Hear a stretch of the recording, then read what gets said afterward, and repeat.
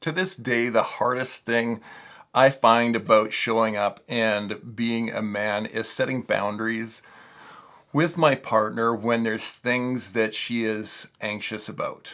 And it is one of the most important things. It's the hardest thing to do as a man, and it's one of the most important things we need to be able to do as a man. And I find that the hardest part about that is like not waiting until it's like so big and so stressful and so uncomfortable that when we set that boundary and say, hey, this is what I need from you.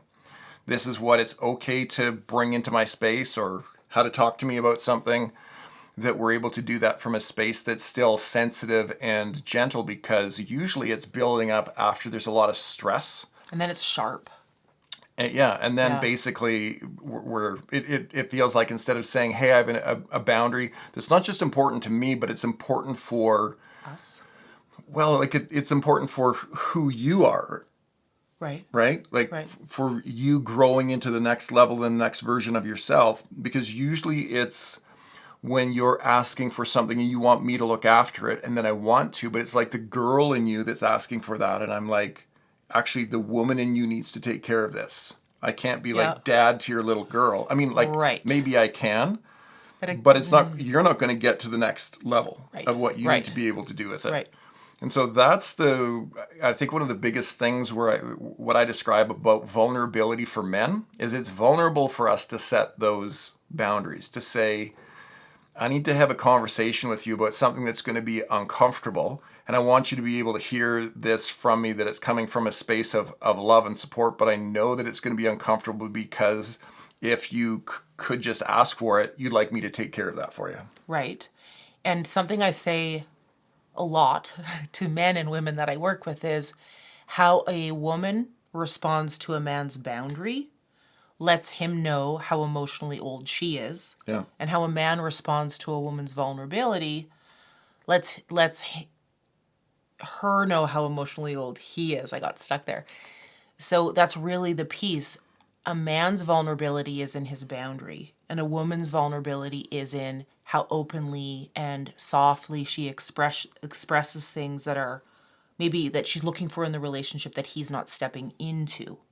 So both of those are equally vulnerable, and that is both of our work on each side. Yeah. So, I mean, how are you feeling now? Because like normally, and this is another thing, like you get to see your woman grow. I get to see Jen grow through all of these pieces, and I know it's going to be uncomfortable. Mm-hmm. But do you still feel you need to cry to process that, or you kind of just been able to shift through it because we've been doing some other work today? Oh, because of our conversation this morning? Yeah. Oh, I still wouldn't mind a little cry, just because there's, the things that I'm asking that I brought to you, or I guess I should say I was dumping on you a little bit. They're just really big, hard things that I have to figure out. But your level of support is completely appropriate. So do I feel like I need to cry?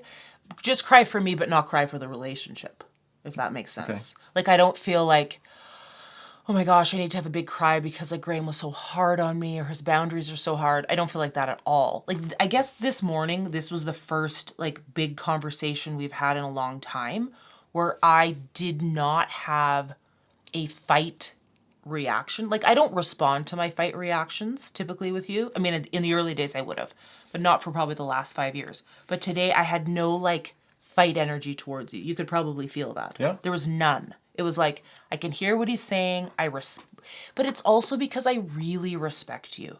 Like, I really respect that you think about things. You're not reactive. You don't just like react, you respond. So you would have thought about all the things that you talked to me about this morning prior to this morning. No. I only realized it when we were in the conversation. Oh.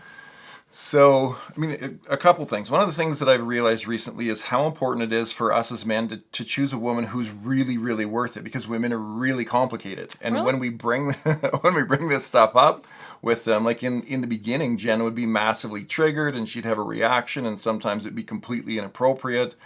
And if it hadn't have been worth it, I don't know in those circumstances if I would have thought it was worth like going Staying. through again, right? Giving a Yeah. second chance.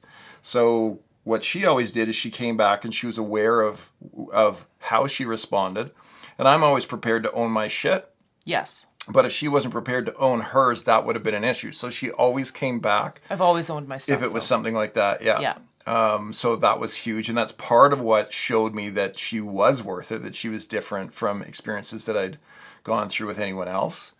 And now, like today and what we're talking about, we have a lot of kids. We have 7 kids. They're really complicated. And they're like, We don't have any together. we didn't share any of them. We don't share any of them together. So there's complicated choices where, like, legally, I don't have any ability to be involved with certain things or make decisions. So there's things I can give an opinion on, but I can't contribute to. So it can be really frustrating, and, Yeah. and there can be some tension there when something needs to happen. So there's ways that like I could step in and do things and rescue, but I realize that's actually not my role to do that. And that's hard. That's uncomfortable because I'd like to, especially in those times when sort of I could, but it's actually not going to make the situation better long term. And that's the kind of stuff that I'm talking about. Not like we don't fight about things that are simple and straightforward. Our dynamics are really, really complicated, and that can make it extra frustrating because there is no perfect answer. There's no perfect answer for us individually or together sometimes, and that makes it extra complicated, and that makes it stressful. But you know what's interesting? I just wanted to say this. So I just was realizing this as you were speaking. We went through the exact same type of circumstance with your ex and your kids, and I set the exact same boundary with you 5 or 8 years ago that you set with me today. The exact same one. I'm like, this is yours. This is not mine. I have my own chaos over here. I can't take on both. But what happens in virtually every relationship that I observe is both people are over giving, and they're feeling uncomfortable about that other person being in pain, so they come in, and then they resent each other. It gets messy, it gets frustrating, and you and I have always maintained that boundary. So it's just really interesting as you're talking where I realized, oh, I set this boundary with you 8 years ago, and I didn't even really need to set it. You were like, oh, I don't expect you to do anything in this space. This is mine. I don't want you to save me, enable me, help me at all. You were never in that energy. I was a little bit in that. This is so big. Can someone please fucking rescue me? Yeah. This is so, and the feminine will typically do that more, I believe. Like, please, can somebody help me? But it also, We know men who will do that quite often as well. well, men who are not in their masculine energy 100% will. Yeah. So it's just interesting to reflect, and I really respect how you talked to me this morning. You were gentle, you were kind, you were direct, but you weren't sharp. And I feel great about that. I respect you more. It's also an opportunity for me to level up as a mother, as a woman, as a business person, all those things, which I want to do. And this relationship still, after 11 years, is we're growing, and we're challenging each other to grow all the time, which is what I believe healthy relationships do. So as a man, I think it's even more instinctive for us to take care of, Yeah. to look after, and to rescue. And so being really conscious of what those appropriate boundaries are, even when someone's in pain. When our kids are in pain and want to be rescued, when our parents are in pain, our friends are in pain, our partners in pain, there's something in us that we're pretty massively rewarded if we can show up in some short-term Yeah. type of thing and then like make a big difference or come in and be the hero.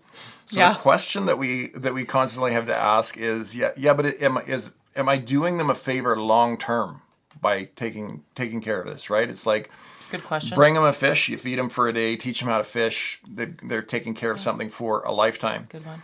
And I have found like the amount of respect that people end up having for you as an individual, having for you as a man, when you can challenge them to take their life to the next level. And even last night when I was talking with my daughter, who's having a breakdown and feels like life is big, and it is. Like, it's the biggest her life has Sure. ever been. And what she needs to do is she needs to grow into that next level of taking on some adult responsibilities, because that's where she's at. So, and she was even talking to me about how her other teammates, their parents would be rescuing them in this situation. And I'm like, yeah, I can.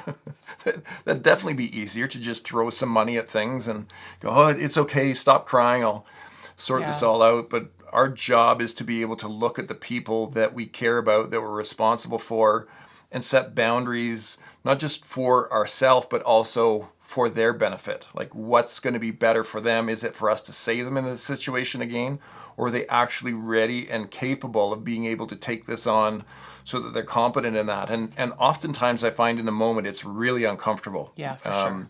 So my daughter was really uncomfortable. I don't know, probably in the van there while she's crying for an hour. Ooh, And that's long. yeah. That's long. Holding space for a girl/woman crying for an hour is long. And we got out. There was 15 minutes before the grocery store that we were going to was closing. Went inside, and then it's always really interesting, like how quick people move through that, especially women. It's like the world is ending, and then like it's great, and I love you, and everything's fine. And I'm Thanks like, for the strawberries. yeah, okay. I thought the sky was falling, and now everything's okay. And Right. But those are the moments where we have to be able to rely on our own internal intuition and wisdom in moving through that space. So it's hard. It's hard to be a man and to know what to do, and we're not always going to make the right call or the perfect call. And then we've got another conversation that we have to work through about how we hurt someone's feelings or whatever. And that's going to be the process in relationships. What I can tell you is that we get better and better at it as we move through it. So I don't sit there stressed anymore in those situations. And am I doing the right thing? I'm able at this point to do it and make a call, and 99% of the time it's the right one, and one that people end up really respecting and looking up to. But it begins with having the courage to set those boundaries in the first place. And then my tip for doing that is learn to set the boundaries sooner into the process rather than waiting until you reach your limit and blow up. That almost never works. And then, like, if you're finding you're going through that pattern, then book a call with me, book a call with Jen to figure out like what you need to do to adjust your process. Yes. So that you're doing better every time through it rather than blowing it up the same way over and over.